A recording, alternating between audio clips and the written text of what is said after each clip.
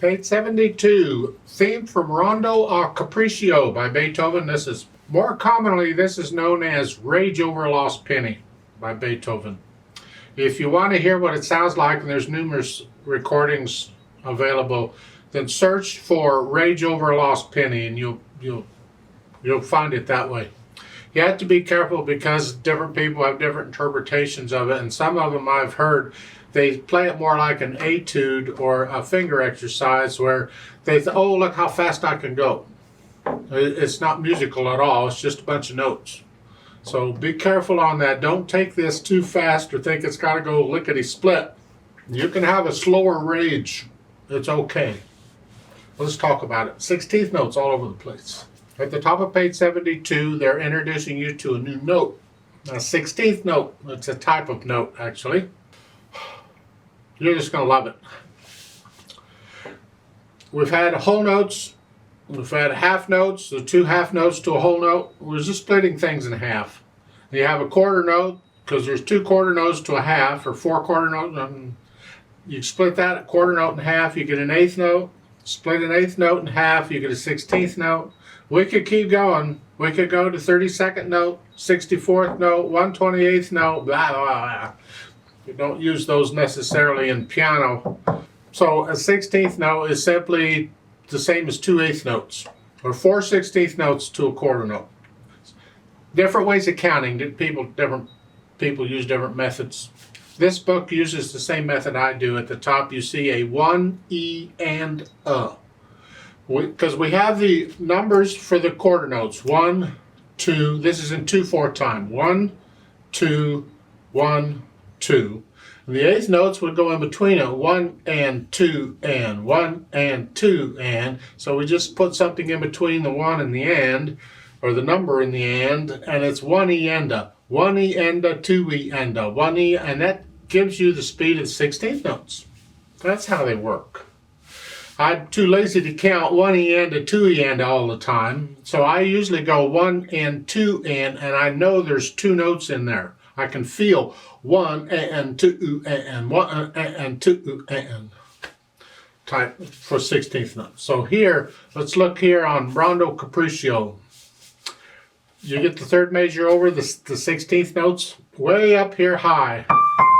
I trust you know the names of these notes in the music. If you don't, take a moment to learn them. That first 16th note is a D.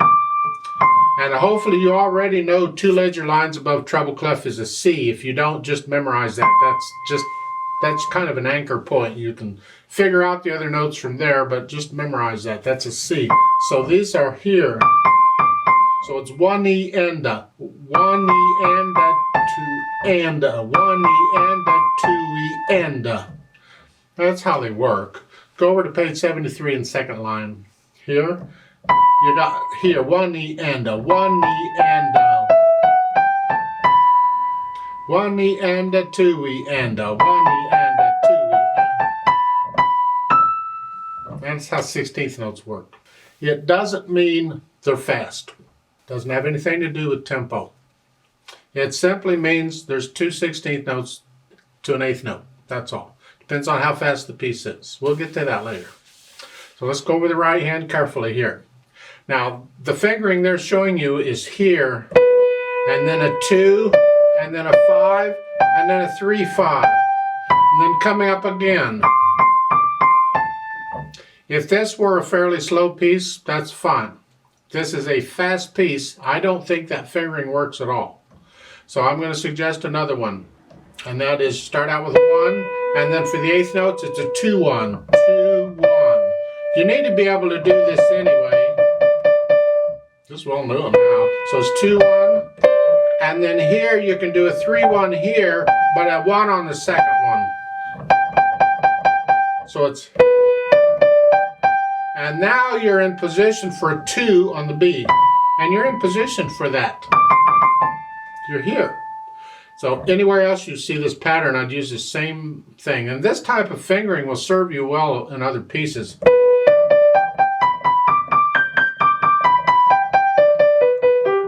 Thing. It really works out quite well. You should do it in both hands, but I suggest you use that fingering. So go again. 1 and 2 and 1 and 1 and 2 and 1 and 2 and. Then you come back down, same fingering, 1 and rest and. Did I mention this had one sharp in it? It's in the key of G major, by the way. Look at the last measure, you see it's G major. One sharp, all the F's are sharped. So starting at measure 9 there on page 73, that's the first measure of the second line. It's where the 9 is with a box around it. Those are measure numbers there. 1 and 2 and 1 and 2 and. Fourth finger there. Now you could use fifth finger, but this is a fast piece and it's harder to go fast with fifth finger, even if you use third. So fourth finger works better. When we speed this up, this will be better. Then come down. And then here. So it's not the same notes as you had in the line above. Look out. And then you lift up and come down. You want some silence in there. I'll come back to that later. And that's pretty much the piece for the right hand. Let's do the left hand. It's just doing these chords. It's a pulsating solid harmony underneath here. Just use a wrist action here. You gotta keep these light. Over on page 73 in the second line, you're coming down here.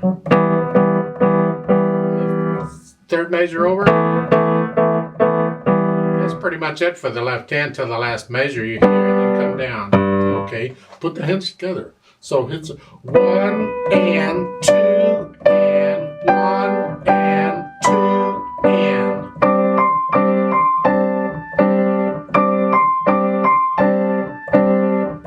Like so. Just keep it steady. You're hesitating anywhere, work on those spots and get rid of the hesitations. You don't have to go as fast as I just did. Your speed is fine, but keep it steady all the way through. You can speed it up later. And once you can do all that, then go ahead and add the articulation. Staccato, wrist or hand staccato, and just bouncing off the keys. This piece is speed up to the point you can't really bounce off the keys because you don't have time to put your hand on the keys before you play it again. You're up and you ought to play it immediately, so you're really kind of doing this, but don't go way up. Just a little motion. Just a little motion here. It's got to be softer than the right hand. I'll come back to that, but keep it soft here, so it's here. Staccato, and then legato in the right hand, staccato in the left.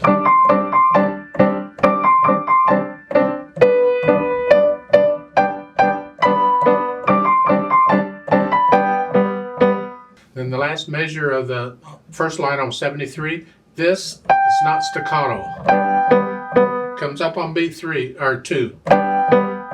Right there. And then you get a half a beat to both hands got to come down. The left hand just comes down a little bit. The right hand a little bit. Both are a little bit. Okay.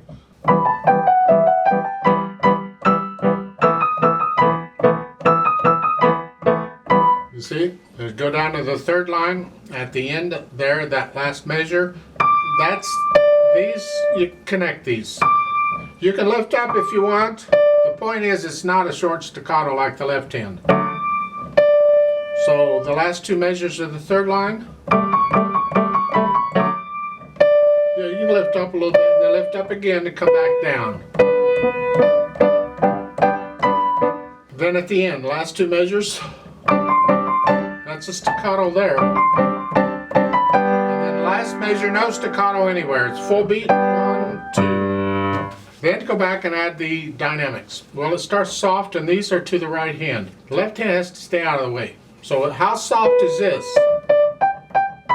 However that is, keep the left hand softer.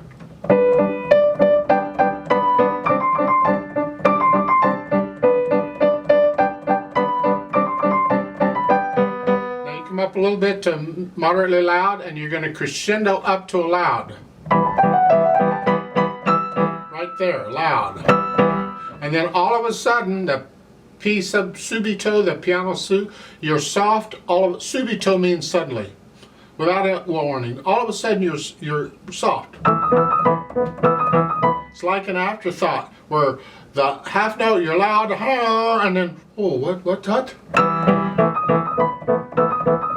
Next line, you're going to crescendo. This time you take the whole line, crescendo gradually up to your loud on the next line. So don't do this too soon. I mean, you could almost come down to medium soft and give you more room to grow. So I'm going to suggest for the first couple of measures, stay about where you are. Don't come up very much. And then a little louder here. Now you're loud. See, now you're really angry. But that's the right hand. Don't let the left hand get overpower it. Then we get to the tempo. Well, it's fast, and you'll hear people play this all super duper fast. You got to go your fast. These 16th notes got to be even and controlled. So it's your fast, whatever it is. It doesn't have to go super fast.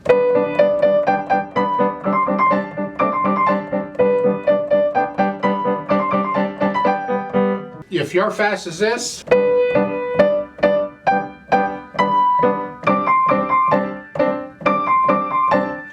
that's your fast, that's good enough. Accuracy and control is more important than speed. So you slowly build it up. If you have a metronome, you can slowly build it up over time. The idea is just to enjoy the piece at whatever your speed you're taking it, but make it musical. Don't turn it into a finger exercise. It's got to be a musical thing. Now, I'd like to play it with you very slowly, not doing the dynamics. I just want to check notes and rhythms. If you want to just do the right hand for a while, it's up to you, but I'm going to give us 4 counts and we'll start. 1 and 2 and ready and go and 1.